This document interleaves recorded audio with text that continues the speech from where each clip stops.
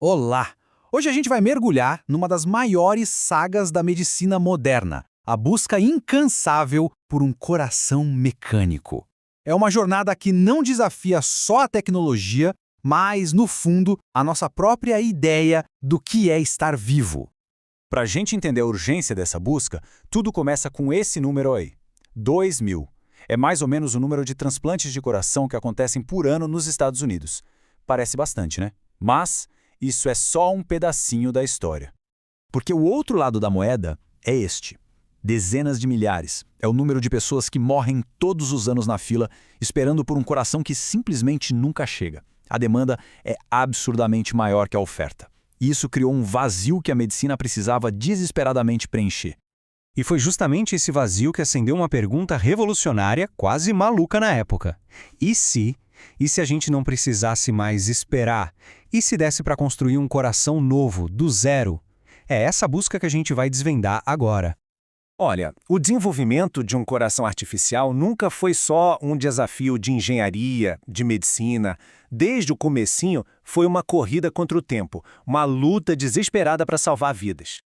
O primeiro grande pulo nessa história veio com a máquina coração-pulmão.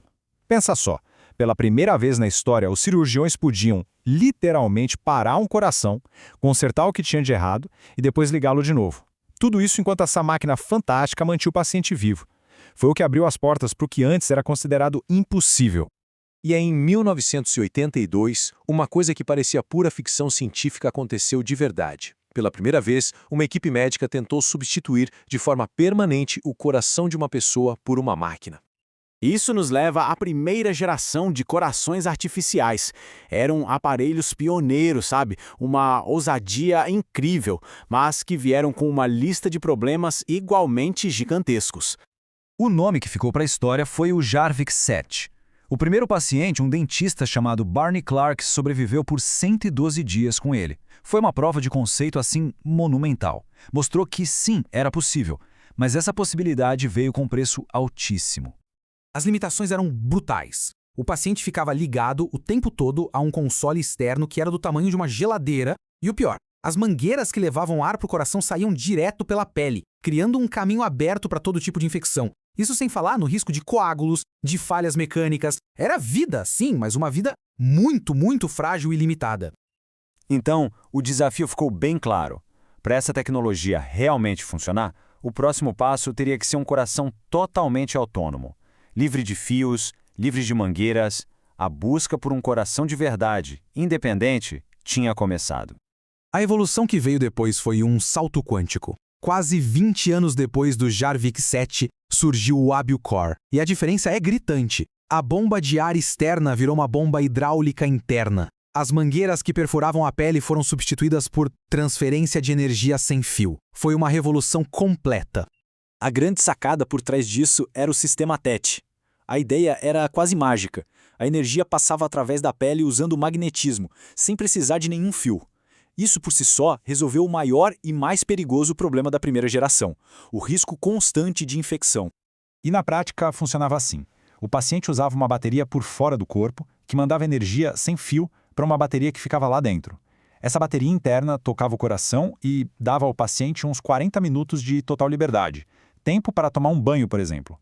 Um ato simples, mas que era impensável para os pacientes do Jarvik 7. Era um outro nível de autonomia. A história podia ter parado por aí, sabe? Com melhorias aqui e ali na tecnologia de bombeamento. Mas a próxima ideia não foi só uma melhoria. Foi uma reinvenção completa, radical, do que um coração deveria ser. Por milênios, a gente associou a vida ao pulso, àquela batida rítmica. Mas a próxima grande inovação fez uma pergunta que virou tudo de cabeça para baixo. E se a própria batida for o problema? A pergunta era tão simples quanto profunda. Um coração precisa mesmo bater? No fim das contas, a função dele é mover o sangue, certo? A batida é só o jeito como ele faz isso. E se existisse um jeito mais simples, mais confiável, com menos peças que pudessem quebrar? E a resposta foi o DAV, o dispositivo de assistência ventricular. Em vez de uma bomba complexa tentando imitar uma batida, a ideia era usar duas pequenas turbinas, como hélices, para criar um fluxo contínuo de sangue. Sem batida, sem pulso. Só um fluxo suave, constante e com uma chance muito menor de dar defeito. E isso nos levou a uma realidade que parece de outro mundo. Em 2011, um paciente chamado Craig Lewis foi a primeira pessoa a viver sem pulso. A descrição de um dos médicos é impressionante. Quando ele encostava o ouvido no peito do paciente, não tinha batimento. Nada. O que se ouvia era só um zumbido, contínuo. Então, depois de toda essa jornada, o que esses avanços significam de verdade para os pacientes de hoje e para o futuro da medicina? Os resultados mostram um impacto que não dá para negar. O Abiocor, por exemplo, foi criado para pacientes que tinham menos de 1 mês de vida. Com ele, em média, eles viveram uns 5 meses. E teve um caso de Tom Christensen que viveu 17 meses. Isso não é uma cura, claro, mas é tempo. Tempo com a família, tempo para viver. Um tempo que sem essa tecnologia simplesmente não existiria. Essa linha do tempo resume bem a jornada, né? A gente saiu do Jarvik 7, aquele aparelho barulhento e externo, para o Abiocor, silencioso e interno, até chegar no fluxo contínuo, que redefine a própria ideia de batimento cardíaco. Cada passo desses não foi só uma melhoria, foi uma revolução. A verdade é que hoje a tecnologia já amadureceu muito. O que começou como um experimento super arriscado virou uma ferramenta vital. Hoje, esses dispositivos são usados como uma ponte para um transplante de verdade, ou, cada vez mais, como a solução final para quem não pode receber um novo coração. Isso tudo nos deixa com uma última reflexão. A tecnologia não mudou sua medicina. Ela está nos forçando a questionar nossa própria definição de vida. Se uma pessoa pode estar acordada, conversando, vivendo, mas sem pulso, o que isso significa?